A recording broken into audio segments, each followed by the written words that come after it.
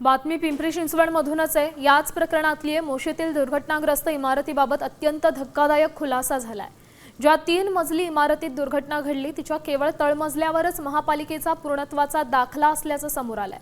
वरच्या 2 मजल्यांवरच्या बांधकामाची कोणतीही परवानगी नसल्याचं शहर अभियंत्यांनी स्पष्ट केलंय। या अनधिकृत बांधकामांमुळे झालेल्या जीवितहानीची जबाबदारी महापालिका प्रशासन घेणार की कंत्राटदार घेणार असा मोठा प्रश्न निर्माण झालाय।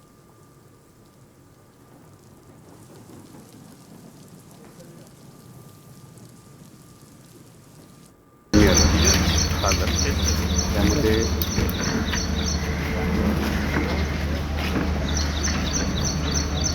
आता ही सगळं चौकशी मी सांगितलं ना, मी चौकशी करणार त्याच्यामध्ये येईल। आता त्याच्या संदर्भात नाही पाहिजे। आता फक्त रेस्क्यू ऑपरेशनबद्दल काय असेल तो विचारा सर। हे गंभीर आहे ना सर? पहिला आणि दुसरा मजला चौकशी करणार मी सांगितलं ना, चौकशी करणार मी म्हटलंय ना मी।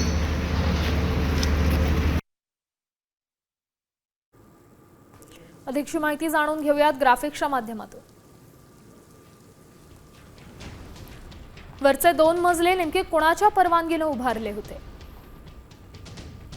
पूर्णत्वाचा दाखला नसताना त्या मजल्यांवर कॅन्टीन कॉन्फरन्स रूम कशी सुरू झाली? त्या जागेवर कामगारांना काम करण्याची परवानगी दिली कोणी?